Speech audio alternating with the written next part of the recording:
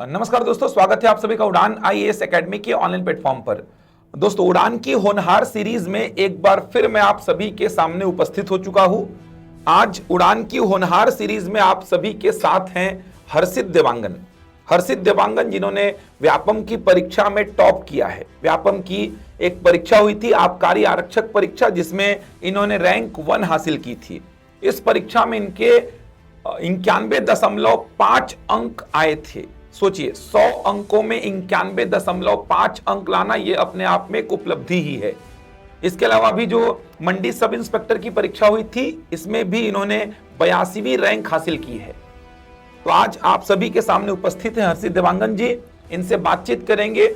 आप सभी जानते ही होंगे कि व्यापम की परीक्षाएं, अब खैर व्यापम बोलना तो सही रहेगा नहीं, क्योंकि इसका नाम बदल दिया गया है। इसका नाम अब स्टाफ सिलेक्शन बोर्ड CGSSB रख दिया गया है। आप सभी जानते होंगे कि चुनाव से पहले भरपूर भर्तियां होनी है। मैं आपको क्लासेस में भी बता रहा हूं, अभी पत्रकारों से भी मेरी चर्चा हुई थी, जिनका कहना था कि CGSSB जो है ये अलग अलग विभागों में रिक्त पदों की जानकारी मांग रहा है। 2-3 महीने में ऐसा बोला भी जा रहा है कि कैलेंडर भी जारी हो सकता है अगले साल का। तो भरपूर भर्तियां होंगी चुनाव से पहले। तो व्यापम यानी कि CGSSB की तैयारी अब किस प्रकार से की जाए, क्योंकि हर्षित देवांगन जी का रैंक 1 आना ये बहुत बड़ी बात है, और 91.5 अंक लाना ये उससे भी बड़ी बात है। क्योंकि जब हमारे टाइम पे हम बात करें, जब मैं एग्जाम्स व्यापम के दे रहा था, तब 150 नंबर में 80 नंबर, 90 नंबर, 100 नंबर लाना बहुत बड़ी बात होती थी। लेकिन आज की डेट में आप देख रहे हैं कि 100 नंबर के पेपर में बच्चे 80 नंबर, 85 नंबर, 90 नंबर, 90 से ऊपर नंबर लेकर के आ रहे हैं। जबकि बोला जा रहा है कि पेपर लेंदी हो जा रहा है, पेपर टफ हो रहा है, ऐसा बोला जा रहा है। तो किस प्रकार से तैयारी की जाए व्यापम की, इसके लिए चर्चा करने के लिए हमारे साथ उपस्थित हैं हर्षित देवांगन जी। तो सबसे पहले तो उड़ान की इस होनहार सीरीज में मैं हर्षित जी का स्वागत करता हूं। तो स्वागत है हर्षित जी। हर्षित जी, मेन मुद्दे पर ही आते हैं सीधे। किस प्रकार से व्यापम की यानी कि CGSSB की तैयारी की जाए? अभी जो ट्रेंड है सर, उसके हिसाब से तो जैसे हम देखते हैं पेपर जो है वो डिवाइडेड है व्यापम का जी। अभी जो पेपर व्यापम ले रहा है उसमें तो सेक्शंस बटे हुए हैं। बिल्कुल। तो उसमें मैथ्स है, रीजनिंग है, फिर आपका GS है, फिर लैंग्वेज है। तो बेसिक ये 4-5 सेक्शंस हैं जिसको आपको प्रिपेयर करते रहना है, लगातार प्रिपेयर करते रहना है, और इन्हीं पे ही आपको फोकस रखना है। और सबसे इम्पोर्टेंट, जैसे मैं अगर बोलूँ तो सबसे इम्पोर्टेंट सेक्शन आपका मैथ्स एंड रीजनिंग होना ही होना है। बिल्कुल, है ना। इसमें आपको 100% स्कोर करने की ज़रूरत होती है, क्योंकि आज के डेट में जिस हिसाब से नंबर बढ़ रहे हैं, तो आपको गुंजाइश कम है कि इसमें आपको नंबर कम है। कहीं पे भी आपका 1 नंबर भी कटता है तो कहीं ना कहीं आप 1 नंबर में आप 10 से 12 रैंक पीछे हो जाते हैं, और वही आपके सिलेक्शन का कारण बन सकता है। फिर उसके बाद नेक्स्ट जो है अगर आप इम्पोर्टेंस देना चाहेंगे तो वो आपका लैंग्वेज का पेपर है, जिसमें आपका हिंदी, इंग्लिश और छत्तीसगढ़ी है। तो वो कम से कम किसी भी एग्ज़ाम में हम देख रहे हैं 20 नंबर के आसपास का वेटेज रखता है। बिल्कुल। और उसमें भी आपको मिनिमम 15 to 20 के आसपास का जो रेंज है वो आपको रखना ही रखना है। फिर आपका GS आता है। GS में हम 2 पार्ट देखते हैं, एक जो स्टैटिक GS है जी, है ना, जिसमें इंडिया और छत्तीसगढ़ का है। फिर उसके बाद करंट अफेयर्स है। तो करंट अफेयर्स के लिए तो एक बेसिक हम लोग फार्मूला लेके चलते हैं कि लास्ट 3 महीने का जो एग्ज़ाम है उसके लास्ट 3 महीने का आप अच्छे से कीजिए। बाकी आप पढ़ते आ रहे हैं तो आपको मोमेंटम है, तो आपको लास्ट 6 महीने का भी याद रहेगा। लेकिन आप एग्ज़ाम के पहले 3 महीने का जो पेपर, जो करंट अफेयर्स है, उसको बहुत अच्छे से कीजिए। और स्टैटिक पोर्शन की तैयारी जो क्लास नोट्स के थ्रू हम कर रहे हैं या क्लासेस के थ्रू कर रहे हैं, उतना सफिशिएंट है मेरे ख्याल से। जैसे अभी आपने भी जब पेपर दिया होगा तो थोड़ा पैटर्न में बदलाव हुआ है व्यापम की परीक्षाओं में। हाँ। जो प्रश्न आ रहे हैं उसकी आप प्रकृति देखेंगे तो बदल गई है। हाँ, जैसे आबकारी आरक्षक वाला पेपर था सर, वो डायरेक्ट मतलब बेसिक स्टेटमेंट बहुत कम होते थे उसमें, वो डायरेक्ट क्वेश्चंस होते थे। लेकिन जैसे अभी मैंने जो मंडी वाला एग्जाम दिया था, तो उसका जो पेपर है वो स्टेटमेंट बेस्ड है। बहुत सारे स्टेटमेंट्स उसमें डाल दिए गए हैं। लेकिन अगर अब देखा जाए तो स्टेटमेंट बेस्ड क्वेश्चन को डिकोड करना और आसान हो जाता है। बिल्कुल। कहीं ना कहीं ये होता है कि आपको अगर एक डायरेक्ट क्वेश्चन है तो उसमें आपको या तो पता होता है या नहीं पता होता है। लेकिन अगर स्टेटमेंट बेस्ड क्वेश्चन हो जाता है तो कहीं ना कहीं आप एलिमिनेशन के थ्रू उसको जल्दी से डिकोड कर पाते हैं। बस थोड़ा सा आपको स्पीड की जो प्रैक्टिस है वो करनी मतलब होती है। पेपर के अप्रोच को समझना पड़ेगा बच्चों को। हाँ, पेपर हो के क्या approach रहा है को कि समझना पड़ेगा। बच्चों को लग रहा है पेपर बहुत लेंदी आ रहा है। हाँ। पेपर का साइज भी आप देखेंगे तो बहुत मोटा हो गया है अब। हाँ। क्योंकि एक एक पेज में जहां पहले 4-4 5-5 प्रश्न हुआ करते थे, आजकल 1 या 2 प्रश्न एक रहते या दो हैं। प्रश्न। हर प्रश्न के साथ 4-5 स्टेटमेंट हैं, कथन कारण के प्रश्न आ रहे हैं, कूट वाले प्रश्न आ रहे हैं और क्रम से जमाने वाले प्रश्न आ रहे हैं। तो बच्चे उसको देख के घबरा रहे हैं, देखा जाए तो। मेरा भी मानना है ये, मैं भी बच्चों से बात करता ही हूँ कि जो अभी का पेपर है ना, ये देखा जाए तो पहले के पेपर से आसान है। हाँ। आपके पास प्रश्न को करने की संभावना बढ़ गई है इस बार, क्योंकि एक प्रश्न में 4 स्टेटमेंट लिखा है, 4 में से कभी कभी तो ऐसा हो रहा है कि कोई एक भी पता है तो भी काम चल जा रहा है आपका। जैसे मंडी सब इंस्पेक्टर में आपने देखे होंगे बहुत सारे प्रश्न ऐसे आए थे कि 4 स्टेटमेंट है, किसी एक स्टेटमेंट में भी आपकी पकड़ अच्छी है तो आप ऑप्शन को एलिमिनेट करके आप उत्तर तक पहुंच पा रहे हैं। तो पेपर देखा जाए तो लेंदी हो रहा है, लेकिन हर्षित जी का भी मानना है कि पेपर जो है कहीं ना कहीं आसान है। अच्छा, यही तो कारण है, अभी देख रहे होंगे 80-81 के ऊपर क्लोज हो जा रहे हैं, पूरा क्लोज हो जाता है सर अभी तो। बल्कि और मंडी वाले में तो और नंबर बढ़ गए हैं, जो टॉपर है उसका नंबर बढ़ गया है। तो कहीं ना कहीं मतलब अप्रोच वही है लोगों का अप्रोच, बस ये आपको थोड़ा सा प्रैक्टिस और जो चीज़ें हैं मतलब प्रैक्टिस है और रिवीजन है उसमें फोकस ज़्यादा करने की ज़रूरत है। और लेंदी पेपर्स के साथ में प्रैक्टिस का और ज़्यादा इंपॉर्टेंस बढ़ जाता है। बिल्कुल, क्योंकि आपको उस टाइम पीरियड में आप कैसे टाइम को मैनेज कर रहे हैं वो सबसे इंपॉर्टेंट हो जाता है। तो आपको नॉलेज केवल अब इंपॉर्टेंट नहीं है, नॉलेज तो आप गेन कर रहे हैं, हो सकता है आपने सारी चीज़ें पढ़ ली हों, लेकिन उस टाइम पीरियड में जो 2 घंटे का टाइम पीरियड है उसमें आप उसको कैसे यूटिलाइज कर रहे हैं वो भी अब बिल्कुल बड़ा पेपर है, लेंदी पेपर है, तो उस पेपर में आप उस 2 घंटे को कैसे मैनेज कर पा रहे हैं। क्योंकि प्रश्न तो आसान आ रहे हैं, मतलब आप अगर कुछ नई जानकारी भी देख रहे हैं तो उस नई जानकारी को आपको छोड़ देना है, नहीं पता है तो बाकी के स्टेटमेंट में आना है। पेपर के अप्रोच पे थोड़ा खेल खेलना होगा आपको। टेस्ट सीरीज वगैरह दे सकते हैं आप, टेस्ट सीरीज वगैरह देंगे तो आपको थोड़ा सा प्रैक्टिस हो जाएगा कि किस प्रकार से पेपर को हमको लेकर के चलना है। जैसे बच्चे बड़े बड़े प्रश्न को देख करके डर जाते हैं। हाँ सर। जैसे मैं अभी मंडी सब इंस्पेक्टर के ही 2-3 प्रश्नों को उठा कर बच्चों को समझा रहा था। कुछ प्रश्न ऐसे थे जिसमें 1-2 स्टेटमेंट ऐसा था कि बच्चे कभी उसको देखे ही नहीं होंगे।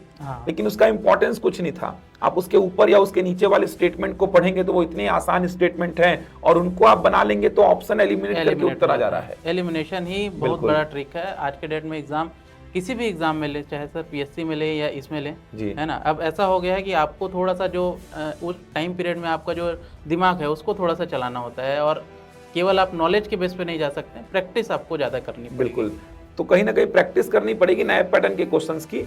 जितना हर्षित जी कह रहे हैं उसके हिसाब से आप ये समझ सकते हैं कि नए पैटर्न के जो प्रश्न हैं वो हैं आसान, लेकिन आपको थोड़ी प्रैक्टिस करनी होगी। बुक्स का भी थोड़ा दिक्कत हो रहा है, जैसे बहुत सारे बच्चे मेरे से पूछते रहते हैं कि बुक्स क्या फॉलो करें, क्योंकि नए पैटर्न के क्वेश्चन किसी बुक में नहीं मिल रहे हैं इनको। वो सर एकदम नए टाइप के हैं, लेकिन आप देखोगे अगर क्वेश्चन अगर आप देखोगे तो जैसे अगर आपको कूट में क्वेश्चन दे रहा है या मैच द फॉलोइंग दे रहा है तो उसमें क्या दे रहा है, आपको फॉर्मूलाज को मैच करना है। हाँ बिल्कुल, है ना, या फिर एक बेसिक जो हम लोग जो पढ़ते थे, जो क्वेश्चन हम लोग पहले एक स्टेटमेंट वाले क्वेश्चंस करते थे वो अब उसमें कूट में डाल चुका है, मतलब उसके आंसर को उसी में बोल रहा है कि ये सही है या गलत है। तो इस तरह से आप देखोगे तो आपका बुक वही रहना है, उसमें कोई चेंजेस नहीं करना है, आपको प्रैक्टिस बस एक्स्ट्रा आपको थोड़ा सा बढ़ाना है। ये हो जाता है कि हम उस टाइम पे उस मैचिंग द क्वेश्चन को कैसे करें, तो बस आपको ध्यान रखना है कि ये वाला जो आप पहले फॉलो करते थे उसी को ही थोड़ा सा अभी उस टाइम यूज़ करना है। और अगर एक फ्रेशर बच्चा अगर सोच रहा है, जैसे हर्षित अभी जैसे आने वाले समय में अगले साल भर्तियां होनी है, कोई फ्रेशर बच्चा यहाँ से तैयारी करना चाहता है सीजी व्यापम की या एसएसबी की, जो भी बोलो इसको, तो कितना समय लगेगा और किस प्रकार से उसको आगे बढ़ना चाहिए? नोट्स का कितना इंपॉर्टेंस है, किस विषय का ज़्यादा इंपॉर्टेंस है व्यापम के एग्जाम्स में, इस पर एक बच्चे को अगर तैयारी करनी है यहाँ से लेकर के तो किस प्रकार इसको आगे बढ़ना चाहिए? किसी भी फ्रेशर के लिए सर मैं तो मानूंगा कि मिनिमम 1 साल का टाइम तो उसको देना ही पड़ेगा। पहले 6 महीने जो होते हैं वो आपको बेस के लिए देना पड़ेगा, जिसमें आपको मैथ्स का पूरा प्रैक्टिस, मतलब मैथ्स एक बार देखना है, फिर उसके बाद आपको जनरल स्टडीज़ को देखना है, प्रीफर करना है। मतलब इंडिया पोर्शन तो इतना बड़ा हो जाता है वो 6 महीने में तो कवर ही नहीं किया जा सकता, लेकिन एक बेयर मिनिमम हम जो लेके चलते हैं कि इतना आपको करना है, तो उसको आपको कहीं ना कहीं 6 महीने या 7 महीने इस टाइम पीरियड में करना है। फिर उसका एक रिवीजन का स्ट्रेटजी होगा जो आपका फिर से एग्ज़ाम से 2-3 महीने के आसपास का रहेगा। और इस टाइम पीरियड में आपको कुछ चीज़ें हैं जो ध्यान रखना है, जैसे कि मैथ्स और रीजनिंग है। ये मैं मान के चलता हूँ कि किसी भी एग्ज़ाम के लिए, जैसे अब व्यापम जो है वो सेक्शनल है, तो अगर आने वाले क्वेश्चन मतलब जो क्वेश्चन पेपर हैं वो भी सेक्शनल ही होने वाले हैं, तो उसमें मैथ्स का इंपॉर्टेंस हमेशा रहेगा और इसके लिए आपको डेली कम से कम 4 से 5 घंटा प्रैक्टिस मैथ्स और रीजनिंग को देना ही देना है। बाकी टाइम पे आप जीएस पढ़ते जाइए, जीएस तो आपको पढ़ते जाना है और उसको रिवाइज करते जाना है। बिल्कुल। और हो भी ऐसा रहा है ना, जैसे मैथ्स और रीजनिंग का अमीन पटवारी की बात करेंगे 40 प्रश्न आए। हाँ सर। जैसे मंडी सब इंस्पेक्टर की बात करेंगे 30 प्रश्न आए। 30 प्रश्न है। अब उसमें हो ये रहा है कि एक मैथ्स रीजनिंग का जो सेक्शन है 30 प्रश्नों का, इसमें बनाने वाला 30 में 30 बना ले रहा है, बना लेता है सर वो। कोई और भी नहीं बनाने वाला फिर वो 15, 20, 10 में अटक जा रहा है, तो वो वहीं एलिमिनेट हो जा रहा है। वहीं एलिमिनेट हो जा रहा है। उसके लिए फिर पेपर वहीं से मतलब वो बाहर हो जा रहा है। क्योंकि 80-81 नंबर में तो आप अगर जनरल हैं तो आपको पोस्ट नहीं मिल पा रही है। जनरल क्या ओबीसी में भी नहीं मिल पा रही है। ओबीसी में भी मुश्किल हो जाता है। 85 आपको आज के डेट में मिनिमम लेके चलना है कि आपको क्लियर मतलब उतने नंबर लेके आने ही आने हैं। और मैथ्स और रीजनिंग में अगर आप 30 प्रश्नों में 25 भी बना रहे हैं तो कम है आपके लिए, देखा जाए तो आज की डेट में। अभी जो चल रहा है व्यापम का स्ट्रक्चर, जो व्यापम का रिजल्ट देखा, जो मेरिट लिस्ट बन रही है, उसमें अगर आप मैथ्स और रीजनिंग के 30 प्रश्नों में अगर 25 बना रहे हैं तो आपको लग रहा है बहुत बना लिए, लेकिन आपने कम ही बनाए हैं। वो कम ही है। आज के डेट में ये है कि आपको मैथ्स और रीजनिंग एकदम 100% सही करके ही आना है। अब आज के डेट में ऐसा नहीं हो सकता है कि आप उसमें लैग करें या कुछ भी गलत करें, चांसेस बहुत कम है। क्योंकि ये विषय बहुत लंबा, एक बहुत बड़ा फासला क्रिएट कर देता है। इस फासले को आप जीएस के पेपर से पार्ट नहीं पाएंगे। जैसे आप 15 नंबर का फासला क्रिएट कर लिया आज के डेट में, तो 15 नंबर का अगर आपने छोड़ दिया, गलत कर दिया, तो वहीं से आप एलिमिनेट हो जाएंगे एग्जाम से। क्योंकि 80, 82, 85 नंबर में आपका सिलेक्शन हो रहा है, तो मैथ्स और रीजनिंग को तो मजबूत करना ही पड़ेगा। अगर आपको सीजीएस एसबी के आने वाले एग्जाम्स अगर निकालने हैं तो ये तो तय है कि मैथ्स और रीजनिंग को मजबूत करना पड़ेगा। मैथ्स, रीजनिंग और कहीं ना कहीं लैंग्वेज ये आपको 100% डिविडेंड मतलब देते हैं, 100% आपको रिजल्ट देते हैं। तो ये वाले सेक्शन आपको 100% करके ही जाना है और इनमें ही सबसे ज़्यादा फोकस आपको रखना चाहिए। और जीएस तो ये है सर कि जीएस हम किसी भी पेपर में हम जीएस के लिए बोल नहीं सकते हैं कि श्योर शॉर्ट हो सकता है। उसमें अगर आपका 30 है तो आप अगर 25 भी कर ले रहे हैं या 20 भी कर ले रहे हैं तो बहुत हो जाता है वो। बिल्कुल। अब वो तो डिपेंड करता है कि पेपर भी कैसा आ रहा है वहाँ पे। और जीएस तो आप पढ़ते रहेंगे, वो तो कभी खत्म हो ही नहीं सकता। मैथ्स और रीजनिंग में आपको प्रैक्टिस करनी पड़ेगी, लैंग्वेज में आपको प्रैक्टिस करनी पड़ेगी, क्योंकि ये पार्ट जो है सीजीएस एसबी का, सीजी व्यापम का बहुत इंपॉर्टेंट पार्ट रहा है और पहले से रहा है। मैथ्स और रीजनिंग में अगर आपकी कमांड नहीं है तो आपको बनानी पड़ेगी, अगर आप आने वाले एग्जाम्स को ध्यान दे रहे हैं तो। इसके अलावा टेस्ट सीरीज का कितना इंपॉर्टेंस है? टेस्ट सीरीज मैं बताया सर, आज के डेट में सबसे इम्पोर्टेंट जो पार्ट है कि किसी भी एग्ज़ाम के लिए वो प्रैक्टिस है। और प्रैक्टिस आपको कहीं ना कहीं जो एग्ज़ाम के मतलब एग्ज़ाम के रूप में आप बैठ के जब देते हैं टेस्ट सीरीज़ को, तभी आपको बेनिफिट हो सकता है। आप ऐसा सोच के चलेंगे कि मैं टेस्ट सीरीज़ को अपने घर में बैठ के लगा के देख लेता हूँ, तो वो बेनिफिट नहीं है। वो तो आप नॉर्मल प्रैक्टिस कर रहे हैं, वही हो जाता है। आप प्रॉपर एक इन्वायरमेंट में आप बैठिए, तो अपना टाइम दीजिए और उसको करने का जो स्ट्रेटजी आप फॉलो करने की कोशिश कर रहे हैं उसको बार बार रिपीट कीजिए। तो उसी रिपीटेशन से फिर आप जब है एग्ज़ाम में जाएंगे तो वो ऑटोमेटिकली आपको फॉलो हो जाएगा। वो उसके लिए आपको फिर अलग से मेहनत नहीं करने पड़ेगा कि मैं ये करने वाला हूँ या ये करने वाला हूँ। वो मतलब रेप्लिकेट होता है एग्ज़ाम में ऑटोमेटिक, और तभी रिजल्ट जो हैं वो अच्छे आते हैं। और टेस्ट सीरीज का एक फायदा ये भी है कि अभी जो नए पैटर्न के क्वेश्चंस आ रहे हैं, उन क्वेश्चंस का एक कहीं ना कहीं कलेक्शन मिल जाएगा। हाँ, एक कलेक्शन जो है वो आपको टेस्ट सीरीज से ही मिल सकता है। क्योंकि कोचिंग संस्थाएं जो ले रही हैं टेस्ट सीरीज, आप भी अगर दे रहे होंगे कहीं तो आपने ये नोटिस किया होगा कि अब कोचिंग संस्थाएं भी जो है ये नए पैटर्न में ही पढ़ा रही हैं सभी बच्चों को। टेस्ट वगैरह भी जो ले रही हैं ये नए पैटर्न के क्वेश्चंस का ही कलेक्शन है पूरा।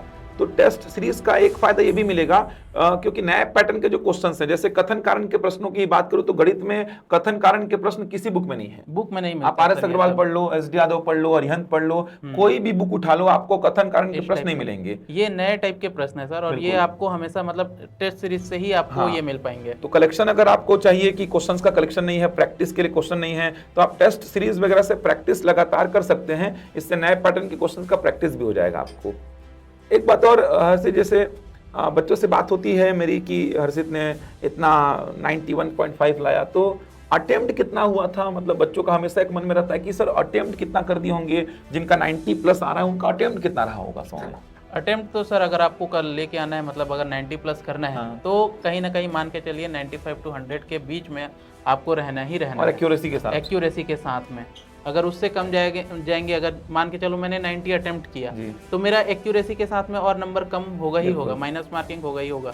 और कुछ एक चीज़ें ये भी है ना सर कि क्वेश्चन विलोपित होते हैं, डिलीट होते हैं, तो उससे आप फिर और पीछे चले जाते हैं। तो कहीं ना कहीं आपका अटेम्प्ट जो है वो हमेशा आप प्रैक्टिस कीजिए 95 to 100 के बीच में रखने का। कुछ क्वेश्चंस होते हैं जो आप एकदम से ब्लैंक हो सकते हैं, तो उनको छोड़ दीजिए, जिनमें आप बिल्कुल भी गेस नहीं कर पा रहे हैं, 2 में डाउट है तो लगाना चाहिए। हाँ, 2 लेकिन में ये डाउट है है तो लगाना चाहिए आपको। हाँ, लेकिन ये है कि आपको गेस करना पड़ेगा। बिल्कुल, 2 में डाउट आ रहा है तो आप गेस करके लगाइए उसको, क्योंकि उसको अगर आप छोड़ देते हैं तो फिर वैसे ही बाहर हो जाएंगे आप। वही क्योंकि एकदम सही शॉर्ट तो मुझे नहीं लगता कि 80 प्रश्न बन जाएंगे वहां पे। नहीं सर, 100 में से 80 प्रश्न एकदम सही शॉर्ट कि मैं कंफर्म एकदम गारंटीड बोल सकता हूँ कि 80 प्रश्न एकदम मेरे से सही बन रहे हैं, ऐसा बहुत कम होता है। आज के डेट में अगर व्यापम का मैं बोलूँ तो 70% के आसपास क्वेश्चन जो है हाँ। वो जैसे मैथ्स का 40 क्वेश्चन ले लिए, मैथ्स रीजनिंग का मिला के, लैंग्वेज का हम मिला के, है ना, कुछ जीएस के क्वेश्चन जैसे हो रहे हैं, तो उनको मिला के हम मान के चल सकते हैं कि 70 क्वेश्चंस आप कर सकते हो। लेकिन आपको कहीं ना कहीं जो 15 क्वेश्चन 20 क्वेश्चन का जो एज है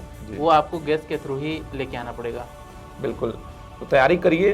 हर्षित जी भी कहीं ना कहीं आप सभी के लिए एक मिसाल ही हैं कि इन्होंने रैंक 1 हासिल की, फिर मंडी सब इंस्पेक्टर के एग्जाम में इन्होंने सफलता हासिल की। सीजीपीएससी मेंस भी आपने लिखा है इस बार? हाँ सर, इस बार का तो जुड़े हुए हैं पढ़ाई के साथ में, और ज्वाइनिंग भी इनकी आ गई है। ये अभी वर्तमान में आप कार्यरक्षक के पद पर अपनी सेवाएं भी दे रहे हैं। तो आगे भी हर्षित जो है वो आते रहेंगे, आप सभी से बातचीत करते रहेंगे। तो धन्यवाद हर्षित जी आज के इस सीरीज में आने के लिए और बच्चों को अपना बहुमूल्य समय देने के लिए। धन्यवाद उड़ान संस्थान की ओर से। तो मैं आपसे मिलता रहूंगा और भी व्यापम के सीजीपीएससी के टॉपर्स आते रहेंगे, आप सभी को गाइड करते रहेंगे, आप सभी से बात करते रहेंगे, मोटिवेशन भी करते रहेंगे, जिनको देख करके आप कहीं ना कहीं मोटिवेट भी होंगे और बहुत सारी चीजें आपको सीखने को मिलेंगी। तो आज के इस वीडियो में इतना ही, मैं मिलूंगा आपसे अगले वीडियो में। धन्यवाद। Thank you.